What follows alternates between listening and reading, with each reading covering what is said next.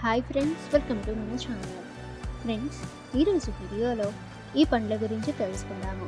So friends, ఈ కాయలు తినటం వల్ల కిడ్నీలోని స్టోన్స్ అలాగే మరికొన్ని వ్యాధులు రాకుండా చేసుకోవచ్చు, అలాగే వాటిని తగ్గించవచ్చు.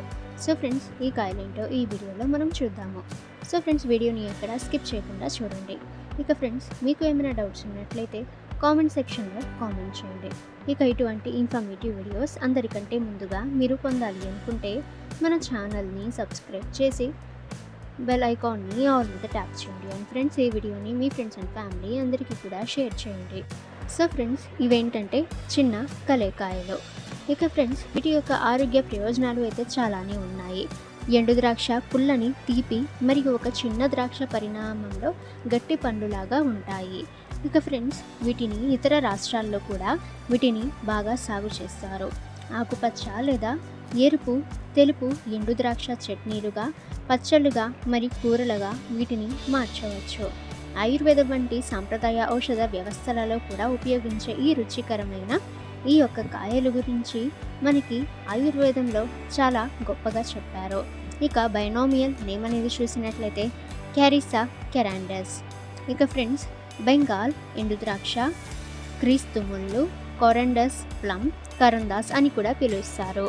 ఇక ఫ్రెండ్స్, వీటి యొక్క ఆరోగ్య ప్రయోజనాలు అనేవి చూసినట్లయితే ఒక కడుపు వంటి ఆకలి మరియు జీర్ణక్రియ మెరుగుపరచడానికి, అలాగే నులి పురుగుల నివారణకు, అలాగే దురద తగ్గించడానికి వీటిని ఉపయోగిస్తారు. ఆకలి పుట్టించేది, అలాగే యాంటీపైరేటిక్ అంటే జ్వరం తగ్గించడానికి, యాంటీ డయాబెటిక్ పిత్త సంబంధ రుగ్మతలలో మరియు దాన్ని ఉద్దేశించి హెపటోప్రొటెక్టివ్ లక్షణాల కోసం వీటిని ఉపయోగిస్తారు.